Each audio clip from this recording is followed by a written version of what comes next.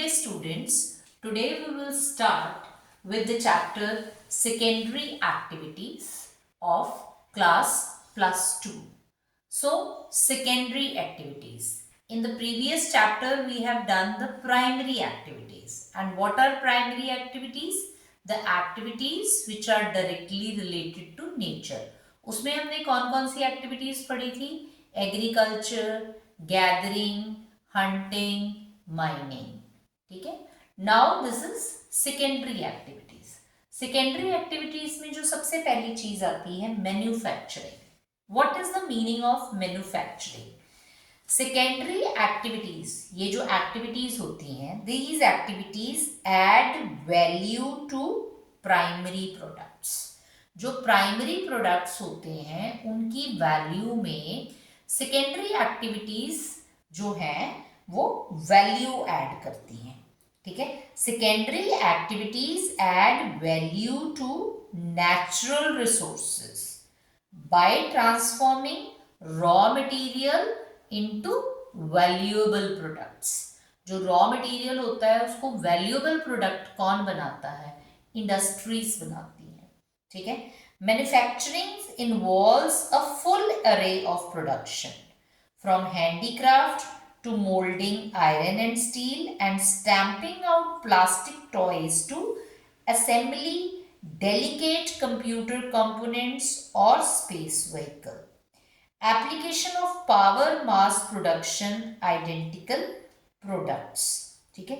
Manufacturing means simple words में what is the meaning of manufacturing?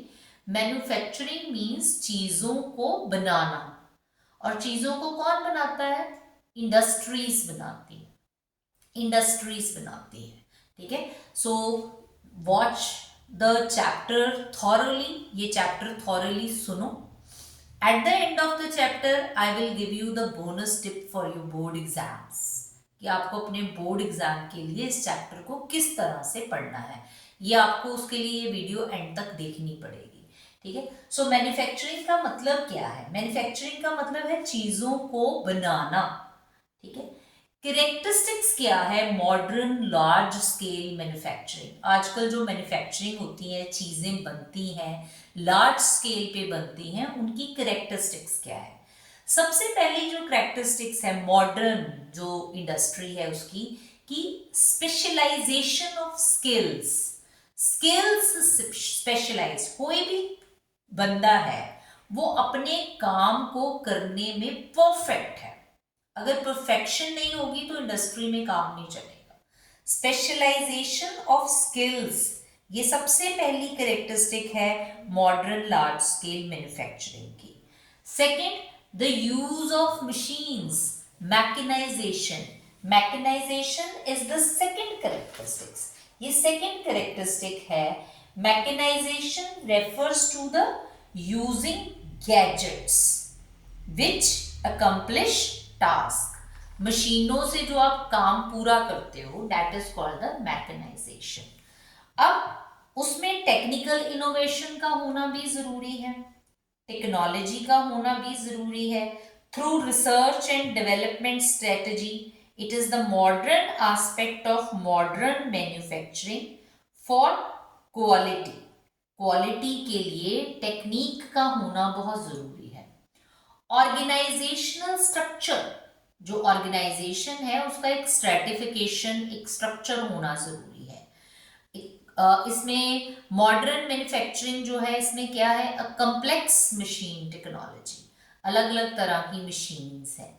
उसमें specialisation है, division of labour है, बहुत पैसा खर्च होता है, बहुत बड़ी ऑर्गेनाइजेशन है, एग्जीक्यूटिव ब्यूरोक्रेसी है. This is called the organizational structure and uneven geographic distribution.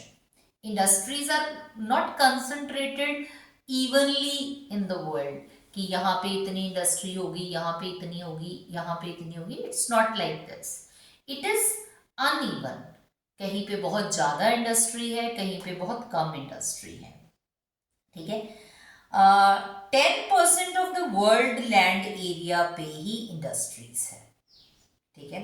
और ये जो एरियाज 10% हैं, these nations have become the centre of economic and political power. जहां पे इंडस्ट्री है वो इकोनॉमिक एंड पॉलिटिकल पावर का सेंटर है, because industries are very important. ठीक है, जो इंडस्ट्रीज हैं वो बहुत इंपॉर्टेंट होती हैं। ठीक है, so these are the characteristics of modern large scale manufacturing: specialization of skills, mechanization, technical innovation, organizational structure, and uneven geographic distribution. The next, factors affecting location of industry. जब भी आप कोई इंडस्ट्री लगाते हो तो कौन सी चीजें हैं जो आपको ध्यान में रखनी पड़ती हैं बिफोर इंस्टॉलिंग एनी इंडस्ट्री? कोई भी इंडस्ट्री आपने लगानी है उससे पहले आपको कौन से फैक्टर्स हैं जो अपने माइंड में रखने पड़ते हैं? The first factor is access to market. कोई भी चीज बना रहे हो आप, उसका एक्सेस मार्केट तक होना बहुत जरूरी है, उस चीज की मार्केट होना बहुत जरूरी है। सपोज कर लो हमने कोई चीज बना ली, उसकी मार्केट वैल्यू ही नहीं है, उसकी मार्केट में उसको कोई पूछता ही नहीं है, तो फिर what is the fun of making that type of thing in the industry? I am giving you very simple examples of two vehicles. You have heard about the scooter. The name of the scooter is Bajaj Chetak. Bajaj Chetak scooter. अगर हम आज से 20 साल पहले की बात करें तो बजाज चेतक स्कूटर है वो सड़कों पे राजा था। ठीक है, पर आज की डेट में उसकी कोई मार्केट वैल्यू नहीं है, उसकी प्रोडक्शन नहीं होती। मारुति 800 कार बहुत चलती थी पर आज नहीं है। रीजन, मार्केट नहीं है, उसकी डिमांड नहीं है, तो फिर वो चलेगी कैसे? तो मार्केट का होना इंडस्ट्री के लिए बहुत जरूरी है। Number 2 is raw material, access to raw material. It is also called availability of raw material. कोई भी आप चीज बनाते हो उसका रॉ मटेरियल अवेलेबल होना जरूरी है। Suppose I want to open sugar industry, मैं शुगर इंडस्ट्री लगाना चाहती हूँ, तो उसके लिए शुगर केन मेरे आसपास होना बहुत जरूरी है। I want to open iron and steel industry, मैं आयरन एंड स्टील इंडस्ट्री खोलना चाहती हूँ, तो उसके लिए मेरे आसपास आयरन का होना, कोल का होना बहुत जरूरी है। तो अगर मुझे रॉ मटेरियल अवेलेबल होगा तो it is very easy for me to make the things. तो this is also the very important factor. तीसरा, हर इंडस्ट्री में लेबर की जरूरत पड़ती है, तो अगर मेरा एक्सेस लेबर सप्लाई के साथ है, मुझे लेबर इजीली अवेलेबल है, तो it is very good for the industry. वो इंडस्ट्री के लिए बहुत अच्छा होगा अगर लेबर अवेलेबल है। तो इंडिया में अगर आप इंडस्ट्री खोलोगे तो लेबर की कोई कमी नहीं होती, क्योंकि इंडिया की पॉपुलेशन बहुत है। There is no shortage of labour in India. India में लेबर की शॉर्टेज नहीं है। ठीक है, तो लेबर जहां पे होगा वहां पे इंडस्ट्री बहुत इजीली खुल जाएगी। नंबर 4, सोर्स ऑफ एनर्जी, कि इलेक्ट्रिसिटी कहां से आएगी। Electricity is very important factor for the industry, तो it is also very important. कोई भी चीज है वो इंडस्ट्री में बनेगी, उसको आपने मार्केट तक लेके जाना है, उसके लिए कौन सी चीजें बहुत इंपॉर्टेंट हैं? Transport and communication. So this is also the very important factor for the industries. उसके बाद गवर्नमेंट की पॉलिसीज किस तरह की हैं इंडस्ट्रीज को लेके। अगर तो गवर्नमेंट जो है वो इंडस्ट्रीज के साथ लिबरल होगी तो इंडस्ट्रीज ग्रो करेंगी, और अगर लिबरल नहीं होगी तो इंडस्ट्रीज ग्रो नहीं करेंगी। और कोई भी इंडस्ट्री है उसका बाकी इंडस्ट्रीज के साथ लिंक होना बहुत जरूरी है, तभी वो चलती हैं। अगर उनका लिंक नहीं होगा तो वो नहीं चलेंगी।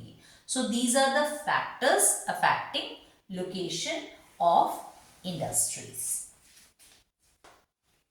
Next is the classification of industries, कि industries की कितनी types हैं। So industries are based on size, कि इंडस्ट्री का साइज कितना है।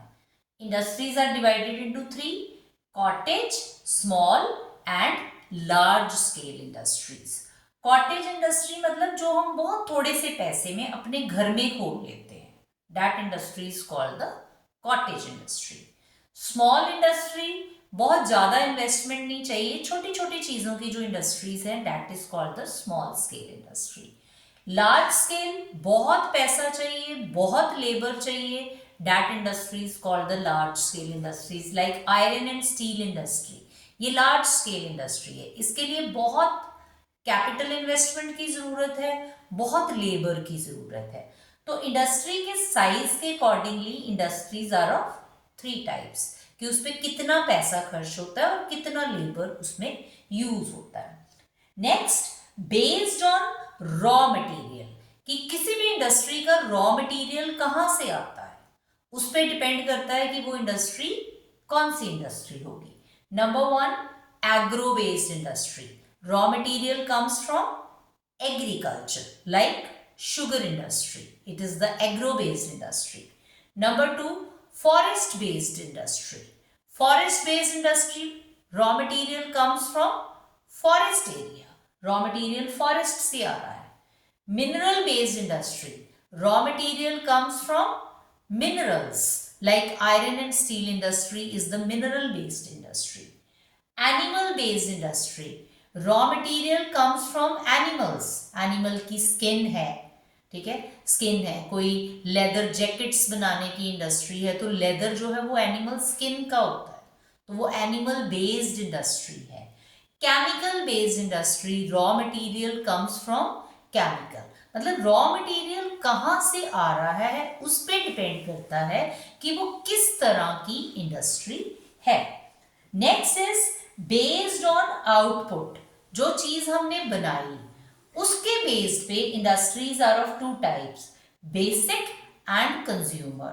Basic means the industries which produce things for other industries, that industries are called basic industry, like iron and steel industry is basic, वो basic industry है क्योंकि iron से जो steel बनता है वो दूसरी इंडस्ट्रीज में as a raw material use होता है, ठीक है, तो वो बेसिक इंडस्ट्री है। कंज्यूमर इंडस्ट्री वो होती है जो डायरेक्ट हमारे लिए कोई चीज बना रही है, जैसे किसी इंडस्ट्री ने रेफ्रिजरेटर बनाया तो वो डायरेक्ट हमारे लिए, किसी इंडस्ट्री ने टूथपेस्ट बनाया तो वो डायरेक्ट हमारे लिए, so that industry is called the consumer industry, उसको कंज्यूमर इंडस्ट्री बोलेंगे। Last, based on ownership, who is the owner, किसी भी इंडस्ट्री का मालिक कौन है, मालिक कौन है उस पर डिपेंड करता है कि इंडस्ट्री की टाइप क्या है। नंबर वन, पब्लिक सेक्टर, यहां पे मालिक कौन है, government, government is the owner of this industry. Private sector, who is the owner, individual and the number of individual, मेरी इंडस्ट्री है या मेरे 4-5 दोस्तों की इंडस्ट्री है, तो that industry is called the private industry. And joint, joint means both private and public, both, so these are all the types of industry: cottage, small, large on the basis of size, agro, forest, mineral, animal, chemical on the basis of raw material, basic, consumer on the basis of output, and public, private and joint on the basis of ownership. Now we talk about traditional large scale industrial regions. Traditional मतलब पुरानी, जो पुरानी large scale industrial थी जिन regions में, ठीक है, ये जो इंडस्ट्रीज हैं ये based on the heavy industries, heavy industries के ऊपर बेस्ड थी और ये लोकेटेड कहाँ पे थी, नियर द कोल फील्ड्स। इसमें heavy engineering goods, chemical manufacturing, textile production, metal smelting, ये सारी इंडस्ट्रीज इसमें आती थी। And these industries are now, इनको आजकल known as smoke stack industry, smoke फैलाने वाली इंडस्ट्रीज जो है वो बोला जाएगा, ठीक है। और ये इंडस्ट्री को किस तरह से रिकॉग्नाइज किया जाता था, how these industries are recognised, इसमें बहुत लोग एम्प्लॉयड होते हैं, हाई प्रोपोर्शन ऑफ एम्प्लॉयमेंट, बहुत लोग एम्प्लॉयड हैं। हाई डेंसिटी ऑफ हाउसिंग, आसपास घर, लेबर के ही आसपास कॉलोनीज, उनके घर आसपास होना, क्योंकि जो लेबर इंडस्ट्री में काम करता है उनकी घर भी पास में होंगे, ताकि वो इंडस्ट्री में ज़्यादा टाइम काम कर सके।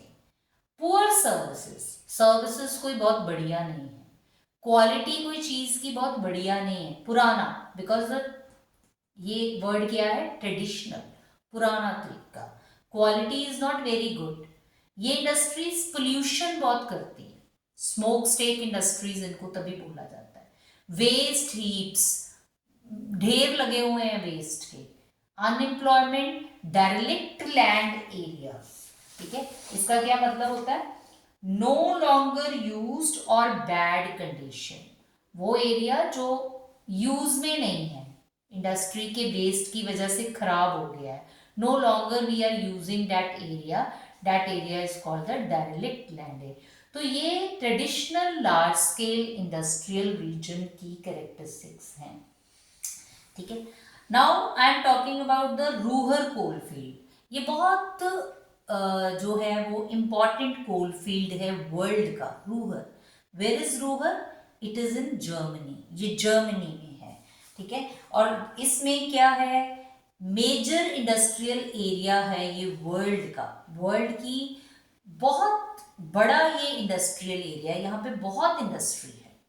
और इस रीजन का बेस क्या है, इकोनॉमी का बेस क्या है, coal and iron ore, coal and iron ore, iron and steel industry यहाँ पे है, coal and iron ore is the base of the economy. And nowadays demand of coal is declining, coal की demand decline हो रही है। तो अगर कोल की डिमांड डिक्लाइन हो रही है तो इंडस्ट्री क्या हो रही है, श्रिंक हो रही है, इंडस्ट्री इज श्रिंकिंग नाउअडेज, ठीक है। और ये एरिया जर्मनी का 80% स्टील जो है उसकी प्रोडक्शन करता है, 80% steel of Germany is produced in this area only, ये इतना इंपॉर्टेंट एरिया है। प्रॉब्लम्स क्या है कि इंडस्ट्री का वेस्ट बहुत है, इंडस्ट्री का पोल्यूशन बहुत है, क्योंकि इंडस्ट्री बहुत ज्यादा है। These are the problems faced by this area. And आजकल वहाँ पे न्यू इंडस्ट्रीज जो हैं वो इमर्ज हो गई हैं in place of iron and industries, ठीक है, such as car assembly industry, new chemical industries, universities open हो गई हैं इस रीजन में, ठीक है ना। तो इसने रूरल का लैंडस्केप जो है वो चेंज कर दिया है। पुराना यहाँ पे आयरन एंड स्टील इंडस्ट्री बहुत थी, कोल की डिमांड डिक्लाइन हो गई, इंडस्ट्री श्रिंक हो गई। अगर ये इंडस्ट्री श्रिंक हो गई तो इसकी प्लेस पे नई इंडस्ट्रीज आ गई, और वो नई इंडस्ट्रीज जो हैं, these industries are growing very fast in this area, right? Yes. After traditional large-scale industry, now we talk about the concept of high technology industry, जो आजकल की मॉडर्न इंडस्ट्री है। हमने पहले ट्रेडिशनल की बात की, now we will talk about the high technology concept and the modern industry. इसमें क्या है, लेटेस्ट जेनरेशन मैन्युफैक्चरिंग यूनिट, इसका जो मैन्युफैक्चरिंग यूनिट है, चीज़ें बनाने का जो यूनिट है वो लेटेस्ट है। Application of R and D, application of R and D, research and development, इसमें रिसर्च एंड डेवलपमेंट यूनिट होते हैं, ठीक है। प्रोफेशनल वर्कर्स यहाँ पे काम करते हैं, white collar professional workers, highly skilled specialist, blue collar workers are also doing work here, जो कि highly skilled हैं। आपने आजकल आईटी इंडस्ट्री में देखा होगा कि this is the data scientist, this is the software developer, this is the hardware engineer, तो वो हाईली स्किल्ड हैं workers, and that workers are called the blue workers, and this type of workers are doing work in the high technology industry, यहाँ पे ये काम करते हैं। robots are used, robotics are used here। Design किस तरह का है, computer aided design, electronic control है सारा, all electronic controls, and this industry is neatly spaced low modern dispersed office planned business parks, planned business parks हैं for high tech industry, high tech industries के लिए planned business parks हैं, ठीक है. regionally concentrated self sustained highly specialized technopoles, region में किसी भी region में कंसंट्रेटेड है. I am giving you the example Silicon Valley, San Francisco. It is famous for IT industry in the world, world में फेमस है आईटी के लिए, ठीक है. Silicon Forest near Seattle, these are the technopoles. ये टेक्नोपोल्स हैं, मतलब कि टेक्नोलॉजी के पोल्स हैं. These cities are, मतलब कि एक रीजन में कॉन्सेंट्रेटेड है industry. So this is the concept of high technology industry. ये हाई टेक्नोलॉजी इंडस्ट्री का कंसेप्ट है. Next we will discuss the iron and steel industry and the cotton textile industry of the world. Now we will discuss about the two important industries of the world. Number one is iron and steel industry. मैंने आपको पहले भी बताया, this industry is called the basic industry. इस industry को basic industry बोलते हैं because this industry provide raw material to other industries. Why this is called basic industry? Because it provide raw material to other industry. क्योंकि ये heavy चीजें produce करती है. This industry is also called heavy industry. Use bulky material, heavy material use करती है, heavy material produce करती है ये industry, produce heavy material also. और जो रॉ मटीरियल आयरन से स्टील बनाने में जो रॉ मटीरियल यूज होता है, that raw material coal, limestone, iron ore and manganese. ये जो है this is the raw material for iron and steel industry. और इस इंडस्ट्री के फीचर्स क्या हैं? क्योंकि ये हैवी इंडस्ट्री है, it is very difficult to transport the heavy things from one place to another place. That is why industry is located near raw material. Industry जो है वो रॉ मटेरियल के पास ही लोकेटेड है, ठीक है. Number two, mini steel plants. जो छोटे छोटे स्टील प्लांट्स हैं जो आयरन का स्क्रैप यूज करते हैं, that plants are located near market, वो मार्केट के पास हैं, ठीक है. जो बड़े स्टील प्लांट्स हैं that are located near raw material, और जो मिनी छोटे स्टील प्लांट्स हैं they are located near the market area, ठीक है. अब डिस्ट्रीब्यूशन कि वर्ल्ड में ये इंडस्ट्री मेनली कहाँ कहाँ पे है. ये कैपिटल इंटेंसिव इंडस्ट्री है, इसमें बहुत पैसा खर्च होता है, ठीक है. It is in North America. North America में ये कहाँ कहाँ पे है? USA, North Appalachian region, Great Lakes region, Chicago, Cleveland, Buffalo, these are the area. Atlantic regions, Sparrows Point, Morrisville, Europe, UK, Birmingham, Sheffield, Germany में Duisburg, Dortmund, and उसके बाद Russia, Moscow, Saint Petersburg, Nagasaki, Tokyo, Yokohama of Japan, Shanghai, Wuhan in China, Tangshan in China, and in India Jamshedpur, Durgapur, Bhilai, Rourkela, Bokaro, Salem, Vizag. These are the areas where this industry is located in the world. कि world में ये industry कहाँ कहाँ पे है. North America में है, उसके मैंने आपको एरियाज बता दिए. जर्मनी में है, उसके मैंने आपको एरियाज बता दिए. Then this industry is in Russia, Russia में है, जापान में है, इंडिया में है. तो इसको हम क्या बोलेंगे? इसका डिस्ट्रीब्यूशन. किसी भी इंडस्ट्री का डिस्ट्रीब्यूशन जब आपसे पूछा जाए तो डिस्ट्रीब्यूशन का मतलब एरियाज होते हैं कि ये इंडस्ट्रीज कौन कौन से एरियाज में है. The next is cotton textile industry.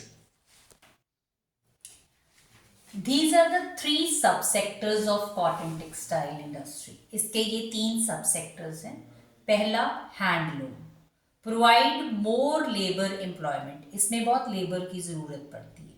Semi skilled workers, बहुत थोड़ा capital, spinning, weaving and finishing of fabrics, ये इसमें इंपॉर्टेंट फंक्शंस हैं, and all done with hands, ठीक है, and that is called the handloom. The number 2 is the power loom. Power loom में machine use होती है, machines are used, less labor intensive, volume of production increases. And the third is the mill sector.